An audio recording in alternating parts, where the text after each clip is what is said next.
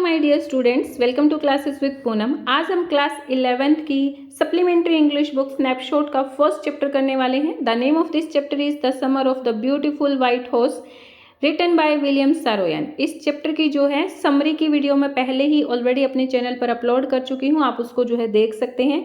और इस वीडियो में हम लाइन टू लाइन जो है इस चैप्टर को हिंदी में एक्सप्लेन करने वाले हैं, हर एक वर्ड का मीनिंग यहाँ पर देखने वाले हैं। तो चलिए स्टार्ट करते हैं। The story is about two poor Armenian boys who belong to a tribe whose hallmark are trust and honesty. ये जो स्टोरी है ये किसके बारे में है? टू पुअर अर्मेनियन बॉयज़ के बारे में है जो कि एक ट्राइब से बिलोंग करते थे और उनकी जो ट्राइब थी वो बहुत ही ज़्यादा पुअर थी, लेकिन पुअर होते हुए भी उनकी जो पहचान थी वो क्या थी? Trust and honesty. Okay, one day back there in the good old days when I was 9। एक दिन भले पुराने टाइम की बात है जब वो 9 ईयर्स का था। अब यहाँ पे आई जो यूज़ किया गया है वो राइटर के लिए यूज़ किया गया है। तो राइटर क्या बता रहे हैं, जब वो 9 ईयर्स का था तो उन दिनों में से एक दिन, and the world was full of imaginable kind of magnificence, the life was still delightful and the mysterious dream.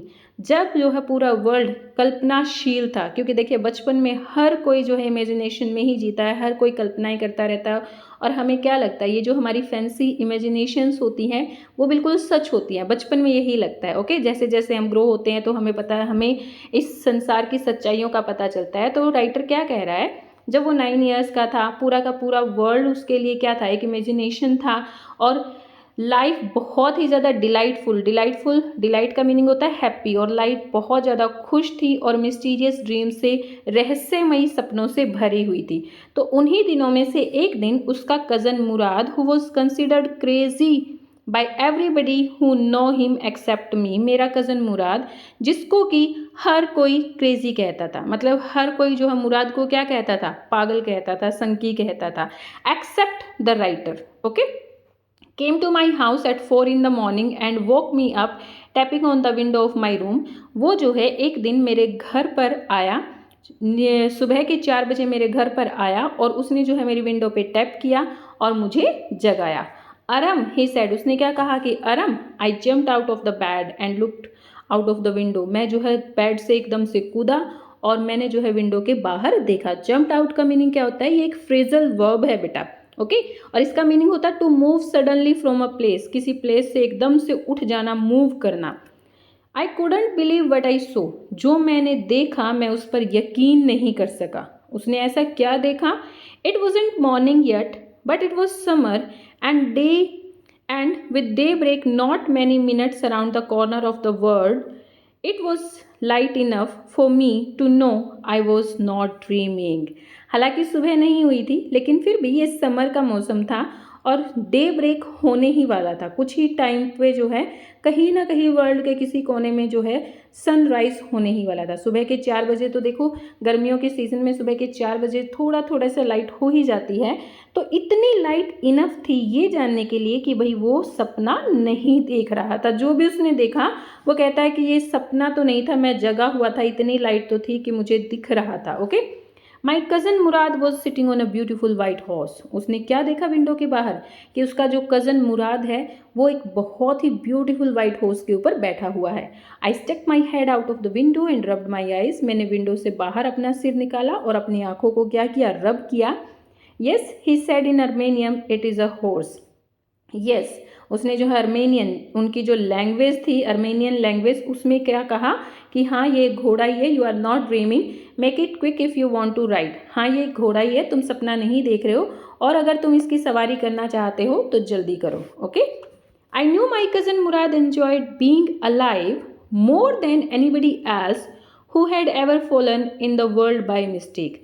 मैं जानता हूँ कि मेरा जो कज़न मुराद है उन सब लोगों के कंपैरेटिवली जिंदा दिल है, मतलब कि वो बहुत जिंदा दिली से जीता है, बहुत लाइवली होकर जीता है। ऐसा नहीं है कि भाई हाँ अपनी लाइफ को वो जस्ट काट रहा है। वो कहता है कि मेरा कज़न मुराद जिंदा दिल है उन सब लोगों से जो कि वर्ल्ड में बाय मिस्टेक आ गए हैं। अब अगर कोई इंसान जो है बुझा हुआ रहता है, सारा दिन गुस्सा करता है, सारा दिन अशांत रहता है, तो वो बाय मिस्टेक ही होता है। तो वो क्या कहता है कि मेरा कज़न मुराद जो है लाइफ को एन्जॉय करने वाला बनता है, but this was more than even I could believe. लेकिन ये तो जो है मेरे बिलीव से, मेरे विश्वास से बाहर था। मैं इसके ऊपर विश्वास नहीं कर सकता था कि भाई हाँ मेरे कज़न मुराद के पास घोड़ा है। क्यों नहीं कर पा रहा था वो?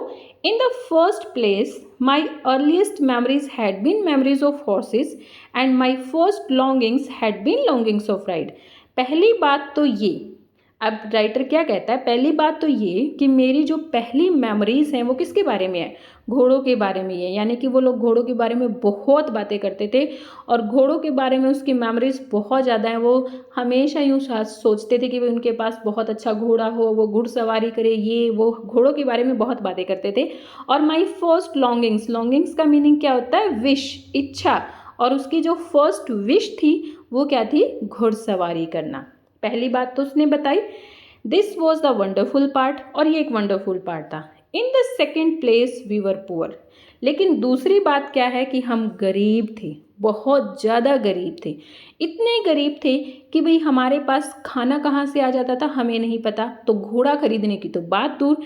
इसीलिए राइटर क्या कहते हैं कि मुझे मेरी आंखों पर यकीन नहीं हो रहा था। हालांकि मैं जानता हूँ कि मुराद एक जिंदा दिल इंसान है, लेकिन ये जो था ये मेरी बिलीव से बाहर था। Okay, this was the part that wouldn't permit to believe what I saw. और यही वो पार्ट है। कौन सा पार्ट? कि हम गरीब थे, इसी वजह से मैं यकीन नहीं कर पा रहा था उस चीज़ के ऊपर जो मैंने देखा। उसने क्या देखा? घोड़ा है मुराद के पास, घोड़ा कैसे खरीद सकता है वो? Okay, we were poor, we had no money. हम गरीब थे, हमारे पास पैसा नहीं था। Our whole tribe was poverty stricken. हमारी पूरी की पूरी जो ट्राइब थी, पूरा का पूरा जो कबीला था वो गरीबी से ग्रस्त था। Every branch of the Garoghlanian family was living in the most amazing and comical poverty in the world. Garoghlanian family, उनकी जो ट्राइब थी उसका क्या नेम था? गार्गेलियन। इस नाम को जो है याद रखना है कि गार्गेलियन ट्राइब से वो लोग बिलोंग करते थे।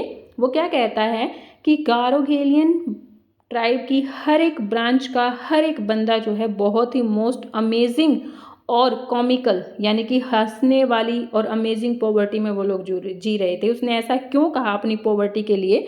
क्योंकि nobody could understand where we ever got money enough to keep us with food in our bellies. वो क्या कहता है कि कोई आज तक ये नहीं समझ पाया कि हमें इतना पैसा कहाँ से मिलता है कि भाई उससे हम खाना खरीद सके और उस खाने से अपना पेट भर सके। वो कहता है हमारे पास कोई काम नहीं था ऐसा, और हम लोग बहुत गरीब थे, हमारे पास पैसा नहीं था, लेकिन फिर भी इतना पैसा था सबके पास, इतना इनफ पैसा था सबके पास कि भाई हाँ सबके पेट भर जाते थे, वो खाना खरीद सकते थे। Not even the old man of the family. हमारी फैमिली के जो बूढ़े एंसेस्टर्स थे वो भी इस बात को कभी नहीं समझ पाए कि हमारे पास इतना इनफ पैसा कहाँ से आ जाता था। Most important of all, though we were famous for our honesty. और इन सबसे ज़्यादा इम्पॉर्टेंट क्या था? हालांकि हम इतने गरीब थे कि हमारे पास पैसा कहाँ से आ रहा खाना खरीदने का इसका हमें पता नहीं, लेकिन फिर भी सबसे ज़्यादा इम्पॉर्टेंट बात क्या है कि हम लोग जो है अपनी ऑनेस्टी के लिए फेमस थे। We had been famous for our honesty for something like even 11 centuries. हम अपनी ऑनेस्टी के लिए समथिंग 11 सेंचुरीज से फेमस थे।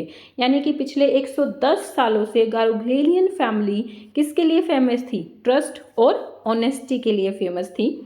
Even we had been the wealthiest family in, हालांकि जब हम जो है वेल्दिएस्ट फैमिली थे in what we like to think was the world, we were proud first, honest next, and after that we believed in right and wrong. हालांकि जब हम लोगों के पास पैसा था, हम जो है वेल्दिएस्ट फैमिली थे, उस टाइम पर भी हम लोग जो है अपनी ऑनेस्टी के लिए सबसे पहले प्राउड करते थे कि भाई हाँ हम ऑनेस्ट हैं, हम सच्चे हैं। फिर उसके बाद हम ऑनेस्ट थे, और फिर उसके बाद हम ये भी बिलीव करते थे कि क्या सही है और क्या गलत है। यानी कि सही गलत की पहचान थी और उसी के अकॉर्डिंग वो लोग काम करते थे।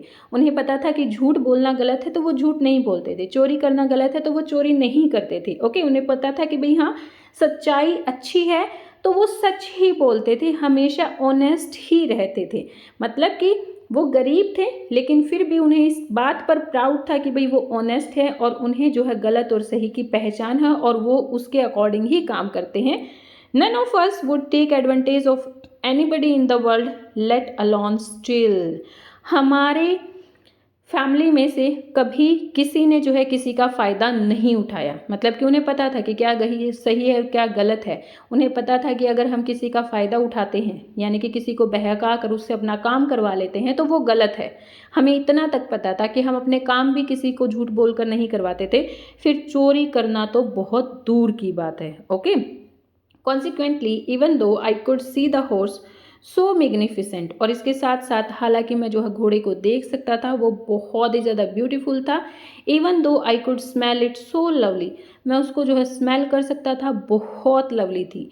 Even though I could hear it breathing so exciting, हालांकि मैं उसको जो है सांस लेते हुए सुन सकता था, बहुत एक्साइटिंग थी। जब आप किसी चीज़ को बहुत ज़्यादा पसंद करते हो और वो आपके सामने आ जाती है तो आपको जो है उसकी सारी क्वालिटीज़ नज़र आती हैं, उसकी सारी अच्छी अच्छी चीज़ें नज़र आती हैं। ओके, तो ऐसे ही अरम को भी सारी अच्छी अच्छी चीज़ें नज़र आ रही थी कि भाई हाँ घोड़ा मैग्निफिसेंट है, वो उसकी स्मेल बड़ी अच्छी है, वो ब्रीदिंग कर रहा है तो वो बड़ी एक्साइटिंग है।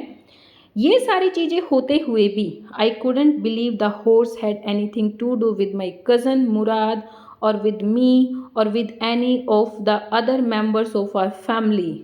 हालांकि ये सारी चीज़ें थी लेकिन फिर भी मैं ये इस चीज़ पर यकीन नहीं कर सकता था कि घोड़ा मेरे कज़न मुराद के पास, मेरे पास या फिर मेरे फैमिली के किसी भी मेंबर्स के पास हो सकता है, क्योंकि वो इतने गरीब थे कि खाने के लिए पैसे नहीं थे। हालांकि यानी हाँ उन्हें जो है खाने के लिए तो पैसे मिल जाते थे लेकिन घोड़ा खरीदने के लिए उनके पास पैसे नहीं थे। तो asleep or awake because I knew my cousin Murad couldn't have bought the horse, and if he couldn't bought he must stolen it, and I refused to believe that he had stolen it. So जागते हुए सोते हुए मैं इस बात पर यकीन कर सकता था, मैं इस बात को जानता था कि मेरा कज़न मुराद जो है घोड़ा नहीं खरीद सकता था, और अगर वो घोड़ा नहीं खरीद सकता था तो उसने इसको चुराया होगा, और मैं इस बात पर कभी यकीन नहीं कर सकता कि मेरे कज़न मुराद ने घोड़ा चुराया है, क्योंकि उनकी फैमिली किसके लिए, ऑनेस्टी के लिए जानी जाती थी। उन्हें पता था कि क्या अच्छा है क्या बुरा है, उन्हें पता है कि चोरी करना बुरा है तो मुराद जो है चोरी नहीं कर सकता है। Okay, No member of the Garoghlanian family could be a thief. Garoghlanian family का कोई भी मेंबर चोर नहीं हो सकता। I stared first at my cousin and then the horse. मैंने पहले जो है मेरे कज़न को घूरा और फिर जो है घोड़े को घूरा। There was a pious का मीनिंग होता है होली, पवित्र। Okay, There was a pious stillness and humor in each of them. On the one hand delighted me and on the other hand frightened me. दोनों there was a pious, holy stillness थी, यानी कि जब वो घोड़े को देख रहा था और मुराद को देख रहा था बहुत ही पवित्र सी स्टिलनेस थी, उसको लग रहा था कि भाई हाँ ये तो सीन इतना अच्छा सीन है कि यहाँ गायब होना ही नहीं चाहिए। और humour in each of them, दोनों में ह्यूमर भी था। वन हैंड, एक तरफ तो वो चीज़ें उसको खुशी दे रही थी, दूसरी चीज़ें ये दोनों चीज़ें उसको डरा भी रही थी। क्यों डरा रही थी कि भाई कज़न ने, मुराद ने चोरी की है और अगर उसकी चोरी पकड़ी गई तो हमारी तो फैमिली बदनाम हो जाएगी। पिछले 11 सेंचुरी से 110 सालों से जो है ऐसा कभी नहीं हुआ, वो अब मेरा कज़न मुराद की वजह से हो जाएगा, नहीं। ओके, सो यही चीज़ जो है उसको डरा रही थी। Mourad, I said where did you steal this horse? Mourad, मैंने पूछा मुराद तुमने ये घोड़ा कहाँ से चुराया? Leap out of the window he said if you want to ride. उसने कहा कि अगर तुम्हें जो है घुड़सवारी करनी है तो जल्दी से विंडो से बाहर कूदो। It was true then he had stolen the horse, there was no question about it, he had come to invite me to ride or not as I chose. तो अब ये बात जो है सच हो गई है कि भाई हाँ उसने घोड़ा कहीं से चुराया है और अब इसके बारे में कोई क्वेश्चन नहीं है। वो मुझे इनवाइट करने आया है कि अगर वो घुड़सवारी करना चाहता है या नहीं चाहता है उसकी मर्जी है। ओके, वो क्या कहता है, अगर तुम घुड़सवारी करना चाहते हो तो जल्दी से विंडो से बाहर कूदो, नहीं तो वो जा रहा है। Well it seem to me stealing a horse for a ride was not the same thing as stealing something else such as money. अब मेरे लिए, अब राइटर अपने आप को कन्विंस कर रहा है, क्या कह के कन्विंस कर रहा है कि शायद मुझे क्या लगता है कि भाई घुड़सवारी के लिए घोड़ा लेना दूसरी चीज़ों की चोरी करने के बराबर नहीं है, जैसे कि पैसे। अगर हम किसी के पैसे चुराते हैं तो उनको क्या कर देते हैं, खर्च कर देते हैं, मीन्स वो ख़त्म हो जाते हैं। तो ये पैसे चुराने जैसा नहीं है, क्योंकि वो घोड़े को खर्च तो करने वाले नहीं है, ना ही उसको बेचने वाले हैं। तो ये जो है सिर्फ उन्होंने किसके लिए लिया है, मुराद ने किसके लिए लिया है, घुड़सवारी के लिए लिया है। तो राइटर अपने आप को कन्विंस करता है कि भाई हाँ, ये जो है चोरी जैसा नहीं है, जैसे दूसरी चीज़ों की चोरी होती है, जैसे कि पैसे, अगर खाने की चोरी करें तो खाना खा लेते हैं, उसको भी ख़त्म कर देते हैं, पैसे खर्च कर देते हैं, उसको भी ख़त्म कर देते हैं। दूसरी चीज़ों की चोरी की जैसी ये चोरी नहीं है। For all I knew may be it wasn't stealing at all, हालांकि मैं जानता हूँ कि शायद ये जो है चोरी नहीं है। If you were crazy about horse's the way my cousin Murad and I were, it wasn't stealing. अगर आप भी उतने ही क्रेजी हैं घोड़ों के लिए, उतने ही पागल हैं घोड़ों के लिए जितना मैं और मेरा कज़न मुराद थे, तो शायद ये चोरी नहीं थी। It wouldn't become stealing until we offered to sell the horse, which of course I knew we would never do.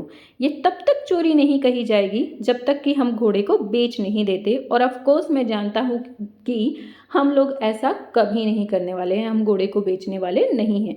तो ये बात कहकर जो है राइटर अपने आप को कन्विंस कर लेता है कि भाई उसको लगता तो है कि भाई मुराद के पास घोड़ा कहाँ से आया, उसने चुराया ही है, क्योंकि हमारे पास तो पैसे नहीं है। लेकिन फिर भी वो अपने आप को कन्विंस कहता है ये कहकर कि भाई हाँ, ये जो घोड़े की चोरी है वो दूसरी चीज़ों की चोरी के जैसा नहीं है, क्योंकि हम घोड़े को खर्च करने वाले नहीं हैं, हम इसको बेचकर पैसे वाले लेने नहीं लेंगे और इन पैसों को खर्च नहीं करेंगे। Okay, let me put some clothes I said, मैंने कहा कि मुझे कुछ कपड़े पहनने दो। All right he said but hurry, उसने कहा कि ठीक है लेकिन जल्दी करो। I lift into my clothes, मैंने अपने कपड़े पहने। I jump to the yard from the window and leaped up onto the horse behind my cousin Mourad, मैंने जो है अपनी विंडो से यार्ड में जंप किया और फिर जो है उछल कर मैं घोड़े पर अपने कज़न मुराद के पीछे बैठ गया। That year we lived at the edge of the town on Walnut Avenue, उस साल हम जो है वॉलनट एवेन्यू में टाउन के किनारे पर रहा करते थे। ओके, एज का मतलब क्या होता है, किनारा। Okay, boundary. सो उस साल हम लोग जो है वॉलनट एवेन्यू में टाउन की बाउंड्री पर किनारे पर रहा करते थे। Behind our houses was the country vineyard, orchards, irrigation ditches and the country roads, और हमारे घरों के पीछे क्या क्या थे, गांव थे, कंट्री मीनिंग गांव, अंगूर के बाग थे, दूसरे फलों के बाग थे, सिंचाई करने के लिए डिचेस थे, और गांव में जाते हुए रोड्स थे। In less than 3 minutes we were on the Olive Avenue, और 3 मिनट के अंदर ही, 3 मिनट से भी कम टाइम में हम लोग कहाँ पहुँच गए थे, ऑलिव एवेन्यू। वो लोग रहा कहाँ करते थे, वॉलनट एवेन्यू। इस चीज़ को ध्यान में रखना है कि वो लोग कहाँ रहते थे, वॉलनट एवेन्यू में रहते थे, और 3 मिनट के अंदर ही वो कहाँ पहुँच गए थे, ऑलिव एवेन्यू में पहुँच गए थे। And then the horse began to trot, और फिर जो है घोड़े ने क्या करना स्टार्ट कर दिया, ट्रॉट करना। ट्रॉटिंग का मीनिंग होता है जब घोड़ा दौड़ता है तो उसको ट्रॉटिंग कहते हैं, जैसे ह्यूमन बीइंग दौड़ता है तो उसको क्या कहते हैं, रनिंग कहते हैं। सो ऐसे ही जब घोड़ा दौड़ता है तो उसको कहा जाता है trotting. The air was new and lovely to breathe, हवा नई थी। अब राइटर ने हवा नई थी ऐसा क्यों कहा है, देखो सुबह का टाइम और खेतों में, सुबह के टाइम वैसे भी फ्रेश हवा होती है और खेतों की हवा तो बहुत ज़्यादा फ्रेश होती है, क्योंकि चारों तरफ वहाँ पर ट्रीज़ होते हैं, प्लांट्स होते हैं, तो इसकी वजह से वहाँ की हवा जो है कैसी थी, फ्रेश थी। तो इसीलिए राइटर ने कहा कि हवा कैसी थी, नई थी, और सांस लेने में बड़ा मज़ा आ रहा था।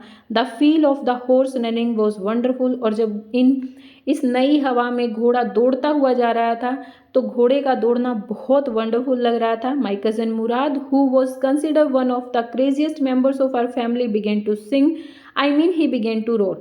मेरा कज़न मुराद जो कि हमारी फैमिली का एक क्रेजिएस्ट पर्सन है, एक संकी पर्सन है, एक पागल पर्सन है, उसने जो है गाना स्टार्ट कर दिया। मेरा मतलब है कि उसने जो है ज़ोर ज़ोर से चिल्लाना स्टार्ट कर दिया। गाएगा तो कैसे ही, वो सिंगर थोड़ी था।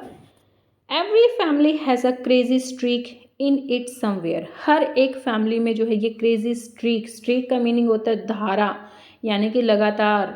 ठीक है, वो क्या कहता है कि हमारी पीढ़ियों से ये प्रथा चली आ रही है कि हर एक हमारी जनरेशन में एक तो क्रेजी बंदा होता ही है। जैसे इस वाली जनरेशन में क्या है, and my cousin Mourad was consider the natural descendant of the crazy streak of our tribe, और मेरा कज़न मुराद जो है हमारी ट्राइब की क्रेजी स्ट्रीक का नेचुरल डिसेंडेंट माना गया है। Before him was our uncle Khosrove, और मुराद से पहले ये क्रेजी बंदा कौन था? उसका अंकल खुशरो। यानी कि हर एक जनरेशन में एक तो क्रेजी बंदा होता ही होता है। जैसे अब की बार मुराद है तो मुराद से पहले उसका अंकल खुशरो था, उससे पहले उसका कोई दादा रहा होगा, फिर उससे पहले उसका कोई परदादा रहा होगा। ओके, एंड खुशरो, अब यहाँ पर खुशरो के बारे में बता रहे हैं कि खुशरो कैसा है, इसको ध्यान में रखना है। इसका जो डिटेल दिया हुआ है खुशरो का कि भाई खुशरो का फिजिक और ये सब कैसा था, ये मोस्टली टाइम जो है क्वेश्चन आता है, तो इसको ध्यान दें। An enormous man with powerful head of black hair, एक एनॉर्मस लंबा चौड़ा आदमी जिसका जो है एक पावरफुल हेड था और उसके ऊपर ब्लैक हेयर थे, and the largest moustache in the San Joaquin Valley, और सेंट जैकोविन वैली में सबसे बड़ी मूछों वाला ये आदमी था, यानी कि सबसे बड़ी मूछें जो है उसके अंकल की थी। A man so furious in temper, एक ऐसा बंदा जो कि टेम्पर में यानी कि स्वभाव में बहुत ही ज़्यादा फ्यूरियस, चिड़चिड़ा था, इरिटेबल था। इम्पेशेंस, जिसके अंदर पेशेंस नाम की कोई चीज़ नहीं थी। That he stopped anyone from talking by roaring, it is no harm, pay no attention to it. वो जो है हर किसी को, अगर कोई भी पर्सन सामने से बातें कर रहा होता तो हर किसी को जो है चुप करवा देता था, ये जोर से चिल्लाकर, जोर जोर से चिल्लाता होता था। और उसकी जो टैग लाइन थी वो क्या थी? It is no harm, pay no attention to it.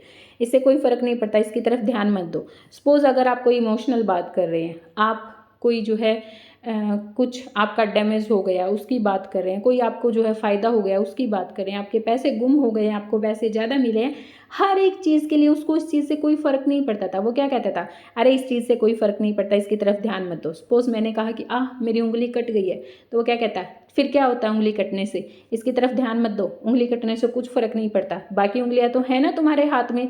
अगर कोई कहता है कि मेरे पैसे गुम हो गए हैं, तो वो क्या कहता है? पैसे पर तो मैं थूकता हूँ, पैसे गुम हो गए हैं तो क्या हो गया है, दोबारा पैसे कमा लेना।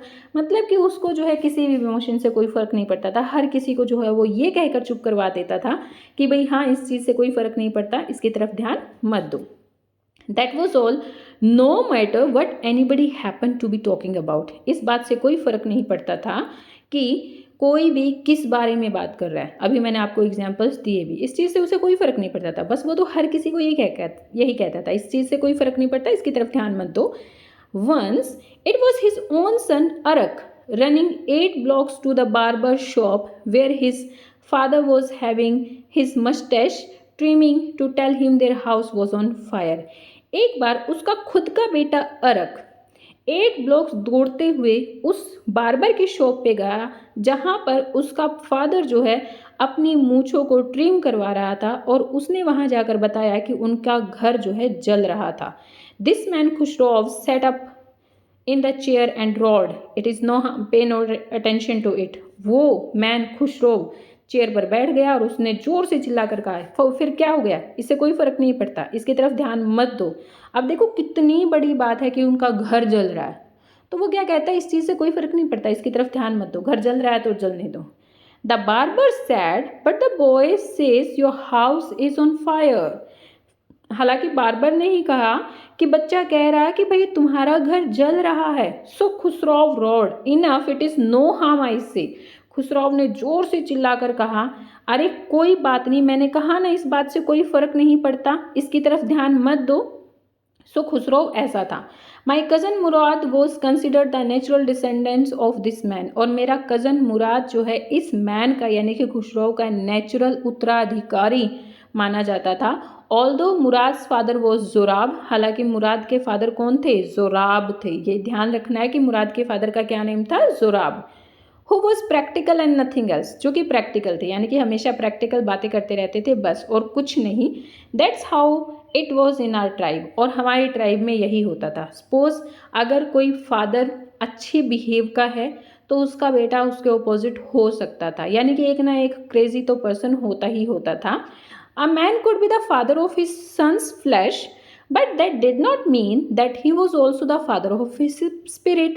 एक मैन जो है अपने बेटे का मांस का पिता हो सकता है, यानी कि एक मैन जो है अपने बेटे को जन्म दे सकता है, जन्म का फादर हो सकता है, लेकिन इसका मीनिंग ये नहीं है कि उसकी स्पिरिट भी उसके जैसी हो, उसका नेचर भी उसके जैसा हो। जैसे कि ज़ुराब और मुराद में, दोनों में बहुत डिफरेंस था।